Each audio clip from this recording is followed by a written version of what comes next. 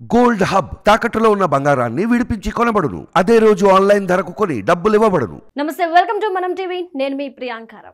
Andhra Pradesh assembly ఎన్నికల్లో YCP ఘోర ఓటమిని చవిచూసింది.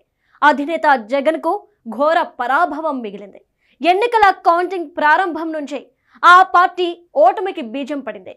తొలి రౌండ్ నుంచే కూటమికి ఓటర్లు జయకొట్టారు. టీడీపీ, జనసేన, బీజేపీలు క్లీన్ స్వీప్ చేశాయి. అతి పెద్ద విజయాన్ని అందుకున్నాయి. కౌంటింగ్ క్రమంలో ఒక దశలో ఫలితాలు పూర్తిగా రాకముందే ఓటమిపై వైసీపీ శ్రేణులకు అర్థమైపోయింది. కీలక నేతలతో సహా పలువురు కౌంటింగ్ కేంద్రాల నుంచి వెనుదిరిగారు. మరోవైపు టీవీలకు, సెల్ ఫోన్లకు అతుక్కుపోయిన ప్రజలు ఓట్ల లెక్కింపుపై ఉత్కంఠ చూపించారు. ఇక కూటమి విజయంపై ఆనందం మిన్నంటింది. మరోవైపు వైసీపీ ఓటమిని తట్టుకోలేక కొందరు అభిమానులు మృతి చెందారు.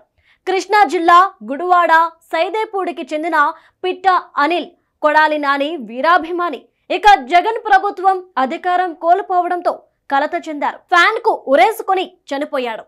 వైఎస్ఆర్ జిల్లా దిగువ తంబళ్లపల్లెకు చెందిన వైసీపీ కార్యకర్త చిన్నయల్లాలు ఆ పార్టీ ఘోర ఓటమి వార్తతో గుండెపోటుతో చనిపోయారు. ఇక కర్నూలు జిల్లా చినదంబళంలోనూ ఉరుకుందప్ప అనే అభిమాని టీవీ చూస్తూ తుది శ్వాస విడిచారు.